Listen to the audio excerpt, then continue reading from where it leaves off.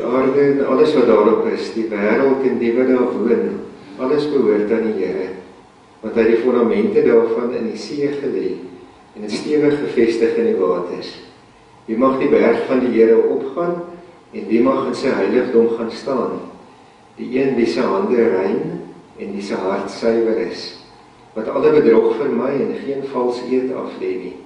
So iemand sal van die Here seën ontvang en God sy redder sal reg aan hom laat geskied. Die mense wat na sy wil vra en hom dien, is die geslag van Jakob. Verbly julle poorte, wees bly eeuoue deure, want die magtige koning wil ingaan. Wie is hierdie magtige koning? Die Here sterk en geweldig, die Here oorwinnaar in elke stryd. Verbly julle poorte, wees bly eeuoue deure, want die magtige koning wil ingaan. Wie is hy, hierdie magtige koning? Die Here die Almagtige. Hy is die magtige koning. Amen. In die gemeente genade en vrede vir julle, van God die Vader en van Jesus Christus die Here en van die Heilige Gees. Ons gaan vanmôre 2 Kronieke 14. 2 Kronieke 14. Die Kanselbybel is nou 'n bietjie anders, 358 in die Ou Testament. Ek weet nie hoe dit was in die gewone Bybel gedruk nie. Ons is hierdie kwartaal besig met betrokkenheid, en daarom dan ook die prentjie van die moue oprol. Betrokkenheid gaan oor moue oprol en jou plek inneem. Nou ons gaan vanmôre 'n langer gestuk doen. Ons gaan 2 Kronieke 14, 15 en 16 lees.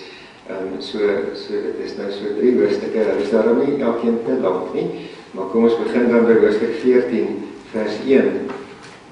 Abia is oorlede en hy is begrawe in die familiegraf in die Dawidstad. Sy seun Asa het hom as koning opgevolg en in die tyd het die land 10 jaar lank vrede gehad. Asa het gedoen wat goed en reg is in die oë van die Here sy God, hy die altare van vreemde gode en die hoogtes laat verwoes, die klippilare laat stukkend slaan en die gewyde pale laat afkap.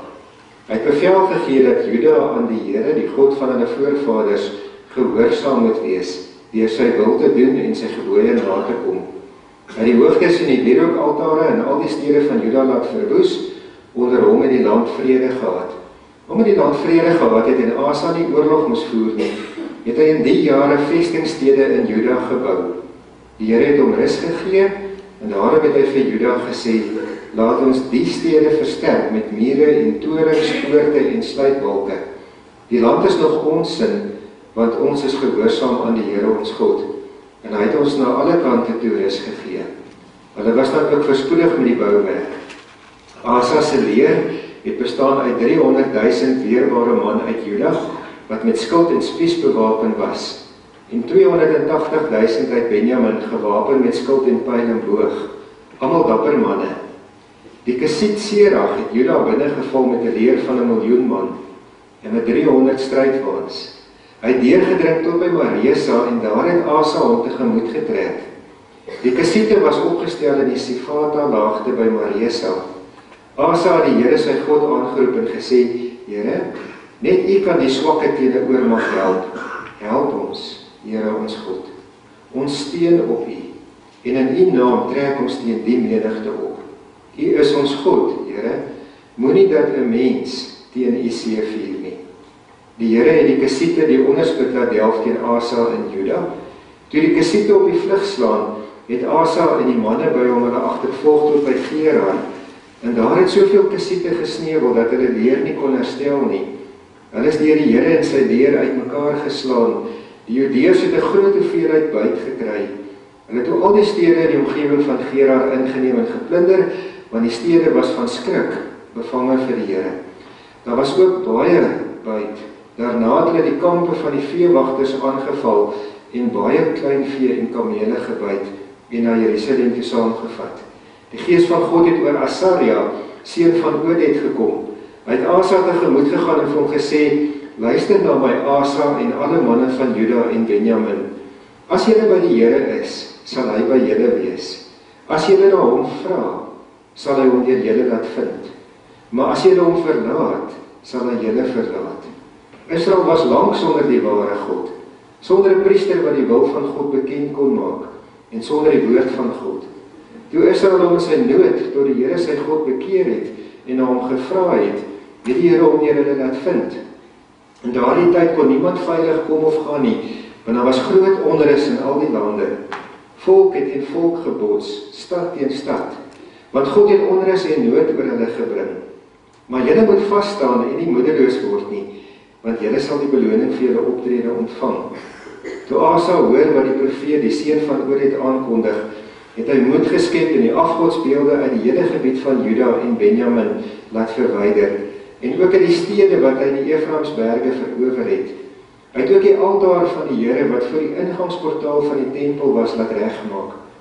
Deur hierdie optrede het hy die hele Juda en Benjamin om hom saamgetrek, en ook talle immigrante uit Efraim en Manasse, en uit Simeon, wat uit Israel na hom toe oorgeloop het, toe hulle sien die Here sy God is by hom. In die 3de maand van die 15de regeringsjaar van Asa, het hulle almal in Jerusalem bymekaar gekom en op die bepaalde dag vir die Here offerandes gebring, uit die buit wat hulle saamgebring het. 700 beeste en 7000 stuks klein vee. Hulle het ook 'n verbond gesluit om aan die Here, die God van hulle voorvaders, gehoorsaam te wees met hulle hele hart en siel. Elkeen wat ongehoorsaam was aan die Here, die God van Israel, moes doodgemaak word. Klein en groot, man en vrou.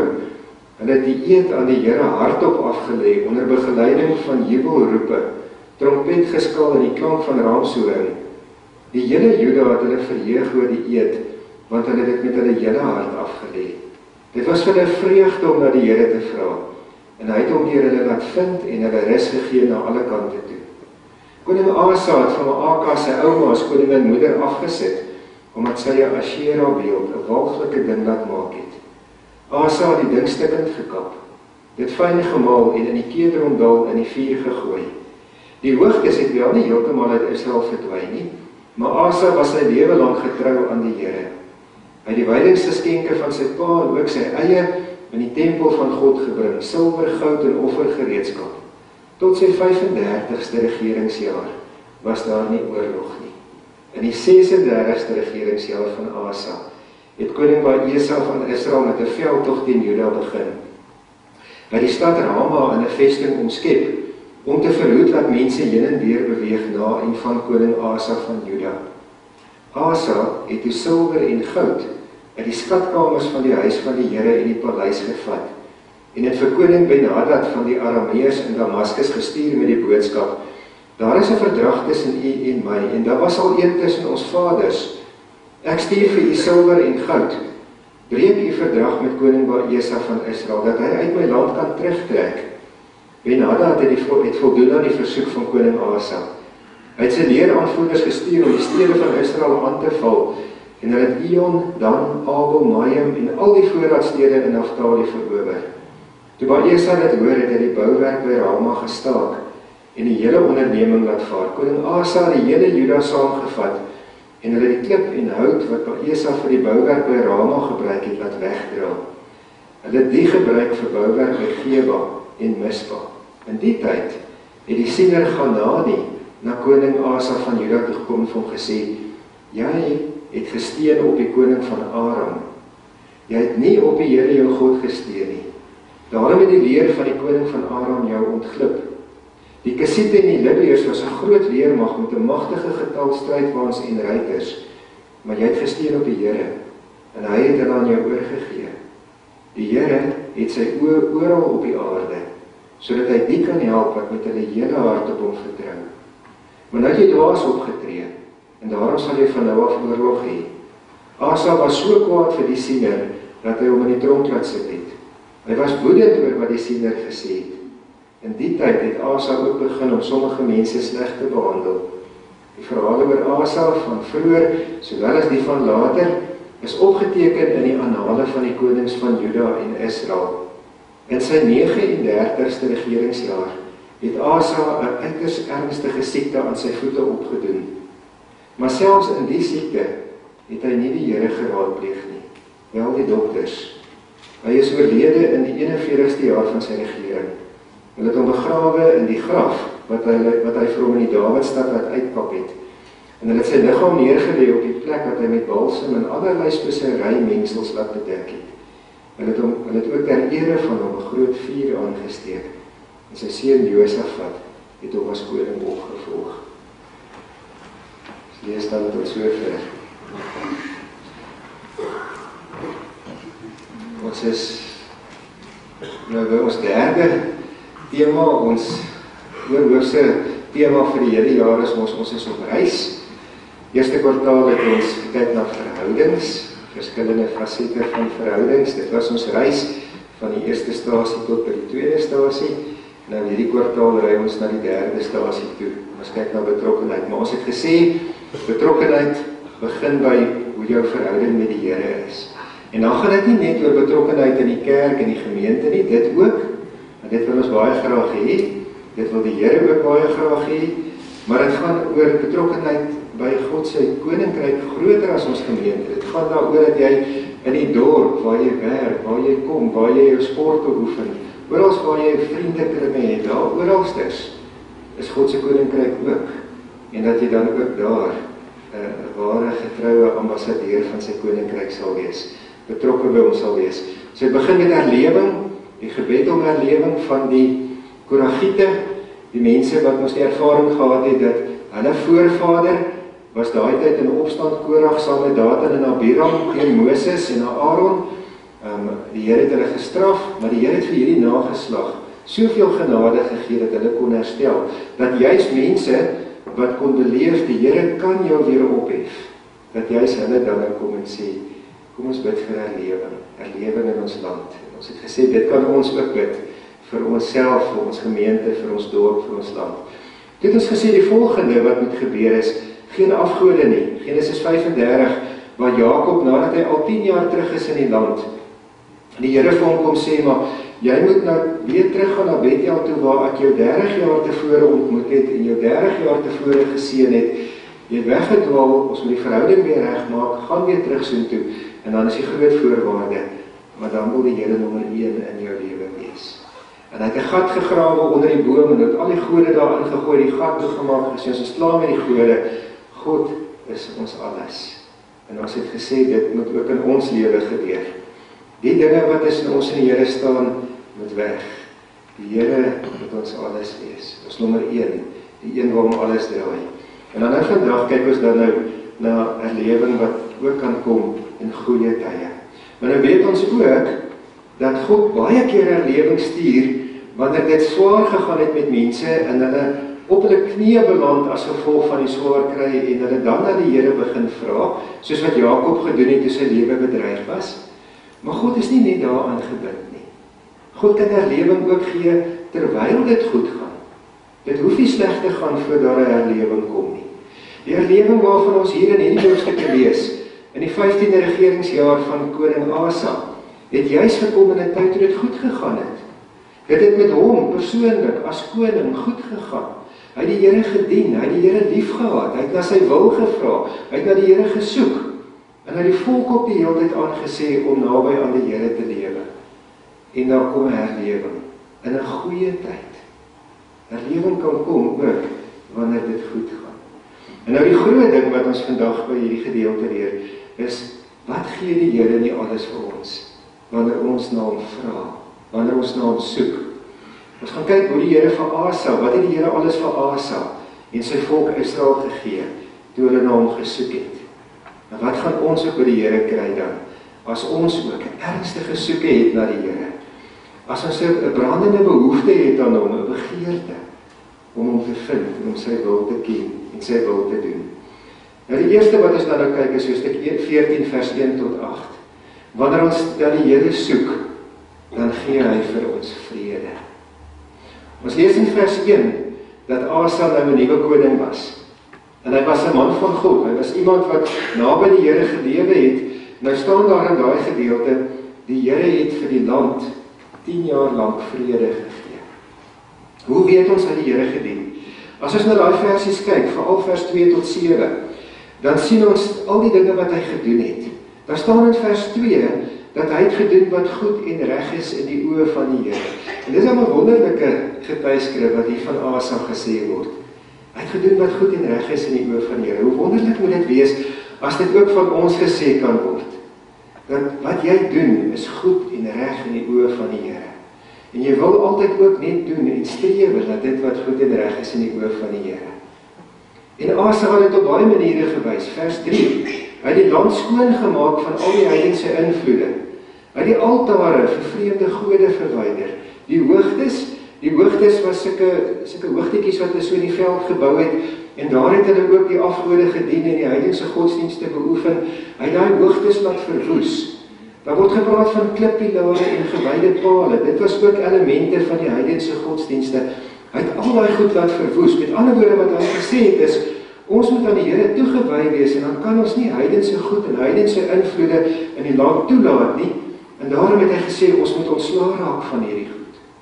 Net soos wat ons 2 Sondae terug gesien het met Jakob, wat vir sy familie gesê het, as ons Bethel toe gaan om na die Here toe te gaan, moet ons eers die afgode in 'n gat in die grond toe gooi, want ons moet ons reinig, ons moet ons skoon maak.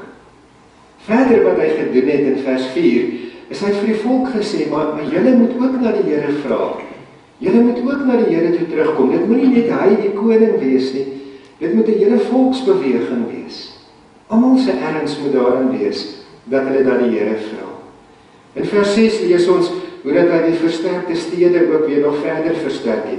Nou wat wonderlik is, in 'n tyd van vrede kon hy dit doen, want hy hoef hom nie besig te gehou het met oorlog nie, so daar was tyd om die stede te herbou, maar daar was ook geld, want oorlog kos geld. Dit is baie duur om oorlog te maak, en die vrede wat die Here gegee het gemaak dat daar ook middele was, finansiële middele, om die stede ook weer te versterk. En dan sê vers 8, sê dat hy het ook sy weermag opgebou. Sy weermag het op daai stadium bestaan uit 300.000 manne uit Juda, 280.000 manne uit Benjamin. Die ouens uit Juda het elkeen 'n skild en 'n spies gehad, en die ouens uit Benjamin het elkeen 'n skild en 'n pyl en boog gehad. Alles maatreëls wat Asa getref het, wat in die oë van die Here goed en reg was. En die Here het vrede gegee. Het jy opgelet toe ons daai gedeelte gelees het, wat 'n wonderlike ding daar in vers 7 staan. Hoofstuk 14 vers 7. Asa sê vir die volk, die land is nog ons sin, omdat ons gehoorsaam is aan die Here. En hy het vir ons vrede gegee. Land behoort nog aan ons, want ons is gehoorsaam aan die Here. Ons weet mos uit die Ou Testament, hoe baie keer hulle die land verloor het. As hulle ongehoorsaam was aan die Here, nie geluister het na die profete nie geluister het na die Here se opdragte dat hulle moet bekeer en dat terugkeer na hom toe nie, dan verloor hulle die land. En as hulle gehoorsaam is, dan kry hulle weer die land. Presies wat Asa ook hier sê. Nou as ons dit na ons toe bring, die eerste ding wat die Here vir Asa aan die volk gegee het. Ons weet hoe kosbaar is vrede vir ons. Hoe belangrik is dit vir ons? En ons raak partykeer so ongelukkig as ons sien hoe omgekrap die wêreld is. As 'n mens sien hoe dit in die wêreld gaan, of as ons sien hoe dit in ons land gaan, en mense raak bang, en ek hoor baie keer mense praat oor ons land, en wat van vorentoe, en die dinge wat gebeur is onvrede, en dinge wat mense bang maak. Maar dan sien ons hier uit Asa, hoofstuk 14 vers 1 tot 8. As jy na die Here soek, dan gee die Here vir jou sy vrede. Dit dink my so aan Filippense boek, waar daar staan, moet ons niks besorg bekommerd wees nie, maar maak in alles julle begeertes deur gebed en smeking en met danksegging aan God bekend. In ander woorde, as jy bekommerd wees oor 'n ding, hou op om bekommerd te wees daaroor. Wat moet jy daarmee doen? Jy moet bid daaroor. Jy moet dit vir die Here gee. En wat gaan die Here doen as jy dit doen? Dan staan daar in die vrede van God, wat alle verstand te bowe gaan, sal oor julle harte en gedagtes die wag hou in Christus Jesus ons Here. En dan gaan hy nog aan om te sê waarop ons gedagtes moet rig, en die God van vrede sal oor ons waak. Om vrede in jou hart te hê, vrede in jou gesin te hê, om vrede by jou werksplek te hê, waar ook al, moet ons soek na die Here. Ernstig na hom soek, ernstig vra na sy wil. En dit wat vir ons so kosbaar is, vrede, gee die Here dan vir ons. En vrede help met betrokkenheid. As daar vrede is, kyk hoe hulle stede herbou, kyk hoe hulle aangegaan hier in die eerste 8 verse, omdat daar vrede was. En daarom bevorder dit ook betrokkenheid in God se koninkryk. Tweede wat die Here gegee het vir Asa, en wat hy vir ons wil gee, is in 14 vers 9 tot 15. Wanneer ons hom soek, dan gee hy vir ons oorwinning. Nou dit is goed dat hy die weermag opgebou het, en dat hy die vestingstede opgebou het in die tyd van vrede. Want in die wêreld van daai tyd was die ouens baie lief vir oorlog. Oorlog maak beklei was vir baie lekker. Daar staan ons ook in die Ou Testament dat in die lente die konings gewoonlik opgetrek om oorlog te maak. Vir my is die lente altyd so wonderlik as dit so mooi raak buite, daar's mos net so lekker gevoel in. Maar as jy daai tyd geleef het en dit het lente geword, dat jy geweet nou gaan daar weer oorlog wees. In die lente gaan beklei die konings. Want dit is nie meer so koud nie, hulle kan nou gaan uit hulle soldate. Tragies, dat so mooi tyd van die jaar, daai tyd gekenmerk was deur aanhoudende oorlog. En presies is dit nou wat gebeur. Die Kassiete, die koning van hulle koning Serach, besluit om vir Juda aan te val met 1 miljoen man, en met 300 strijdwaans. Nou strijdwaans het daai tyd groot vrees ingeboesem, want 'n strijdwaans het 'n perd getrek, so hy het 'n voordeel, as jy op jou voete is, en hier kom 'n ou op 'n strijdwaan met perde en met wapens, dan het hy dadelik die oorhand oor jou, hy is in 'n beter posisie as jy. En daarom was strijdwaans dinge wat vrees ingeboesem het. Ek weet hoe goed was dit, dat hulle voorberei het hiervoor, toe daar vrede was. Nou kom ons vat hom nou eers net 'n bietjie na geestelike toepassing toe. Ek en jy, sê die Bybel, is voortdurend ook in 'n stryd. Ons stryd is nie teen vlees en bloed nie, maar teen die bose geeste, die bose magte in die lig. En daarom moet ons ook altyd gereed wees. Daarom dat Efesiërs 6 vanaf vers 10, wat gaan oor die wapenrusting, dat daar staan, trek die wapenrusting aan, sodat jy op jou pos kan wees, gereed kan wees. Dan praat hy ons van die helm en die borsharnas en die skild en die skoene, maar dan sê hy die hele tyd, jy moet gereed wees. Ons moet nie sit en wag, totdat die bose oor ons kom en ons aanval nie. Ons moet gereed wees, vir wanneer hy ons aanval, om weerstand te kan bied. In die Ou Testament, veral in Rigters, sien die mens baie keer hoe dat die Here sê, wees op julle pos, wees gereed. 1 Petrus 5 vers 8 sê ook dat Satan loop rond soos 'n brullende leeu, en hy soek wie hy kan verslind. En dan sê hy, wees daarom wakker en nigter, wees voorbereid. 1 Petrus 3 vers 15 is vir my ook altyd so treffende versie wat sê, wees altyd gereed om rekenskap te gee van die hoop wat in jou leef. Met ander woorde, as ek, sê nou maar ek is môre in die mall, en iemand keer my voor en hy sê vir my, wat so hoop het jy? Wat so hoop is in jou hart? Dan moet ek nie nog eers wonder wat gaan ek om antwoord nie. Ek moet gereed wees om vir hom dadelik te kan sê wat my hoop is. En dit is wat Asa gedoen het. Die tyd van vrede het hy gebruik om hulle voor te berei, om gereed te wees, om op hulle pos te kan wees. Nou bid hy tot die Here, vers 11. En is so mooi gebed. Hy vra vir die Here, hy sê vir die Here, Here, dis 'n oormag. Ons bietjie teen die miljoene, teen 1 miljoen met 300 strijdwaans. En dan sê hy vir die Here, Here, moenie laat 'n mens u oorwin nie. Dit lyk menslik gesproke onmoontlik. Maar die Bybel sê ook mos vir ons, Efesiërs 3 vers 20, God kan vir ons ook gee, ver bo dit waarvoor ons kan bid, of kan dink. Of dink in Genesis 18 vers 14, waar Abraham ons 3 besoekers kry. Hulle is nou al oud, hy is nou al 99, Sarah is al 90. Die Here sê volgende jaar het Sarah 'n kind, Sarah lag. Die Here sê, maar is enigiets vir die Here te onmoontlik? En die volgende jaar het Sarah 'n kind. Ek en jy het partykeer 'n stryd wat ons stry, 'n battle.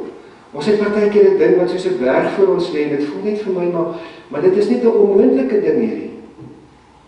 Asa moes ook seker menslik gesproke so gevoel het, toe hierdie miljoen ouens kom met al hierdie strijdwaans. Maar hy gaan op sy knie, hy soek die Here, en hy sê vir die Here, Here, vir U is niks onmoontlik nie.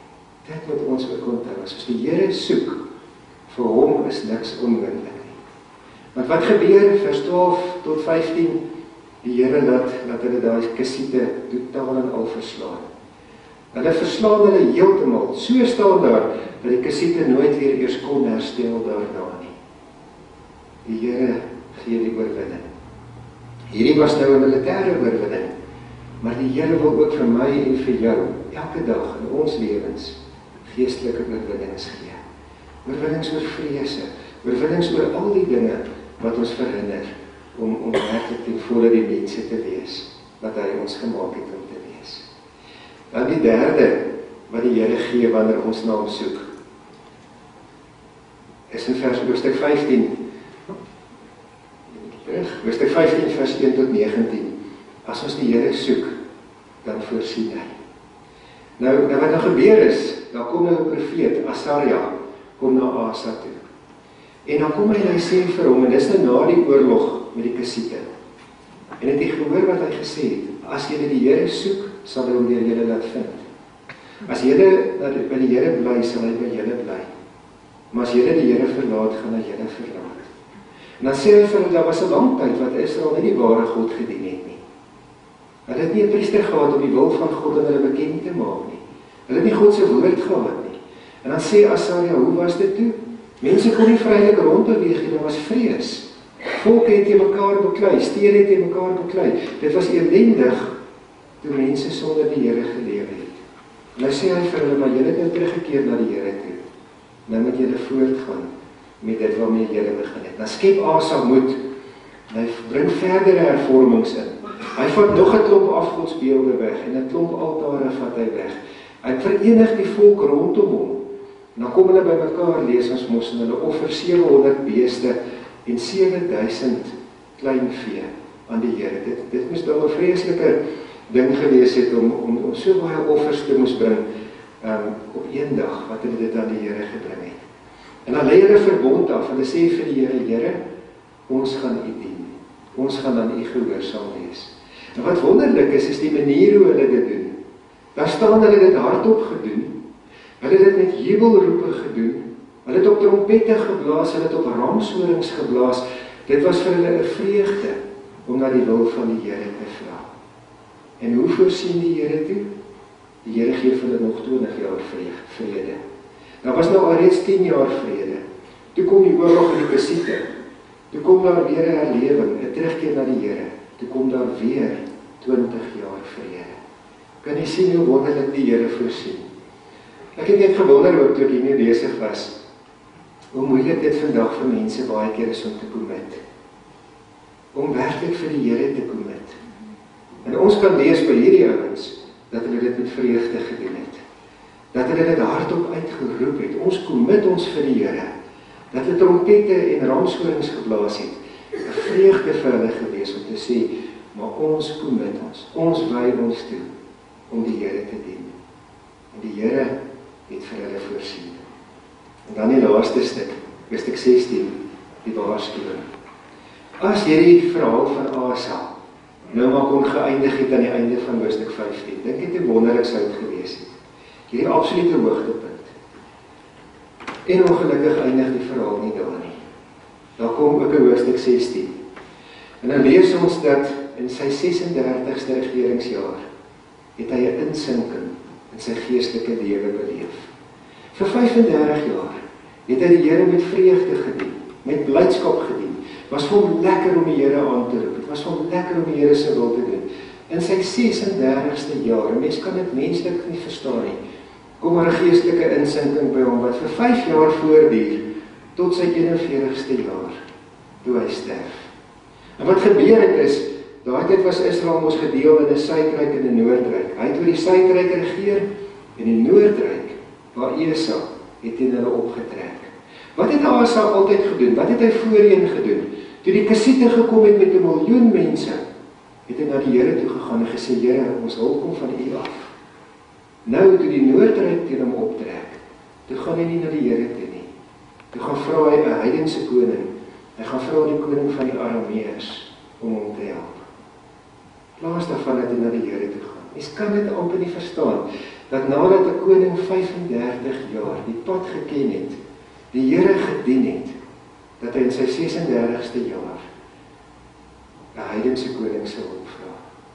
Is dit dalk omdat hy dalk gerus geraak het in sy sukses? Ek weet nie. Het hy dalk self trots gekry oor die 35 jaar wat verby is? Die antwoorde word nie vir ons gegee nie. Maar is tragies wat hy gedoen het. Hy gee die goud en die silwer van God se tempel, gee hy vir die heidense koning as betaling om hom te help. En die heidense koning help hom. En hy word bevry van die noordryk. Maar toe stuur die Here 'n siener na hom toe. En wat kom sê die siener vir hom? Die siener sê vir hom, die Here se oë is oral op hierdie aarde. En die Here help die mense wat opreg na hom soek. En toe sê hy vir Asa, jy het verkeerd gedoen. Daai tyd toe die Kassiete gekom het, het jy die pad na die Here toe geken. Nou het jy dit nie gedoen nie. Jy het na 'n heidense koning toe gegaan. Daarom gaan jy van nou af altyd oorlog hê. Die feit dat hy vir hom sê in vers 7, die Arameërs het jou nou ontglip, kan beteken dat as hy die Here se hulp gevra het, dan sou hy nie net die noordryk verslaan het en die ryk weer kon verenig nie. Hy sou ook die Assiriërs, die Arameërs wat hierdie kant bly, ook kon verslaan en die ryk baie groot gemaak het, as hy die Here se hulp gevra het. Maar nou gaan hy altyd in oorlog wees. Tragies wat hy boonop nog doen. Hy raak so kwaad vir hierdie profeet, dat hy hom in die tronk laat gooi, hy wil sy mond toe kry, hy wil die woord van God nie hoor nie. En hy kry 'n ernstige siekte aan sy voete, en nog steeds gaan vra hy nie, wat wil die Here hê nie. Daar staan dat hy die dokters gevra het, maar nie die Here nie. Tragies dat sy verhaal so geëindig het. En dit wys vir ons die waarskuwing. Dit gaan oor klaarmaak. Dit gaan nie net oor die wedloop begin nie. Dit gaan oor die wedloop voltooi. Baie mense spring weg. Ons het mos ook gesê in die hele in die begin, dat baie mense maak 'n keuse vir die Here. Maar die Here wil ook 'n kommitment hê. 'n Toewyding waar jy vir die Here sê, maar Here, ek gaan my lewe lank na U dors. Soos Psalm 42 sê, soos 'n hert in dorre streke, soos 'n takbok in die woestyn. Dors is na water. So dors ek elke dag van my lewe na die Here. As ons na die Here soek, en onthou dit hoef nie net in slegte tye te wees nie, dit kan met jou baie goed gaan, dan moet ons steeds na die Here soek. Gaan hy vir jou sy vrede gee. Jy gaan ervaar hoe hy vir jou oorwinnings gee. Jy gaan ervaar hoe hy vir jou voorsien. En onthou ook die waarskuwing wat ons uit Asa se lewe leer. Moenie uitsak nie. Honger en dors tot die einde toe na die Here. Amen. Kom ons bid saam. Hemelse Vader, baie dankie dat U vir ons deur hierdie geskiedenis van Asa baie so wonderlik U gesorg het en dat U vrede gegee het. Eers 10 jaar, toe nog 20 jaar. Hoe dat U ook oorwinnings gegee het. Oorwinnings wat menslik gesproke onmoontlik gelyk het. Maar vir U is niks onmoontlik nie. Maar dan ook die waarskuwing uit die laaste hoofstuk. Moenie lou raak nie. Moenie uitsak nie. Moenie dat die knieë lam raak nie. Here, help ook vir ons om tot die einde te getrou in die wedloop te hardloop. Here, as ons aan U vashou, dan gee U vir ons die krag. Asa het opgehou om aan U vas te hou. Opgehou om op te kyk na U toe, en daarom het hy uitgesak. Ons vra, Here, dat U vir ons sal help, dat ons oog, soos wat Hebreërs sê, op U gevestig sal wees, die begin en die volëinder van ons geloof. Dankie, Hemelse Vader, dat ons vir ons gemeente vanmôre kan bid. Ons bid, Here, dat ook hierdie herlewing, wat U op ons harte gelê het om te deel in die kwartaal, herlewing wat lei tot betrokkenheid, Here, dat dit sal deursier in ons gemeente. Dankie, Here, dat ons ook kan vra dat ons die vreugde sal hê, die vreugde van Israel, wat hard uitroep, Here, ons het U lief. Here, ons is aan U toegewy. Dankie dat ons kan bid vir almal wat siek is, ons bid dat U vir die genesing sal gee, vir hulle wat bekommerd is, Here, dat U vir hulle moedig sal hou, dat hulle ook sal onthou dat Filippense sê, bring jou bekommernisse na die Here toe. Vir hulle wat eensaam is, hulle wat hartseer is, ons bid, Here, dat U troos sal gee. Dankie dat U naam ek is, dat U vir ons is, elkeen wat ons nodig het en nog baie meer. Here, ons bid ook vir ons dorp. Ons bid, Here, vir ons munisipaliteit, ons dorp reg sal bestuur, al die skole, onderwysers, leerders, dat U ook by ons skole, Here, sal gee, dat U naam ook by elke skool verheerlik sal word. Ons bid, Here, vir die hospitale, die mediese personeel, dat U vir hulle ook almal sal seën in die werk wat hulle doen, beskermingsmagte. Ons bid vir die besighede, Here, ons bid vir al die organisasies in ons dorp, dat elke ene, Here, na U sal vra, na U wil sal soek. Dankie dat ons kan bid, Here, dat U ons land ook sal seën. Ons bid vir ons land. Ons weet dat U ons land liefhet en dat ons land vir U kosbaar en belangrik is. Ons bid, Here, dat U wil in ons land uitgevoer sal word. Dankie dat ons hierdie dinge vir U kan vra, Here. Dankie dat ons dan ook weer vanmôre kan weet, hierdie week voor ons, 'n week, Here, waar U vir ons baie geleenthede gaan gee om die koninkryk iets te doen. Wys vir ons, Here, waar U vir ons wil gebruik. Maak ons sensitief vir U stem. En Here, dan wil ons ook weer graag vir U sê dat ons vir U baie liefhet. Ons bid dit in Jesus se naam. Amen. Die genade van ons Here Jesus Christus, die liefde van God en die gemeenskap van die Heilige Gees sal met U almal wees.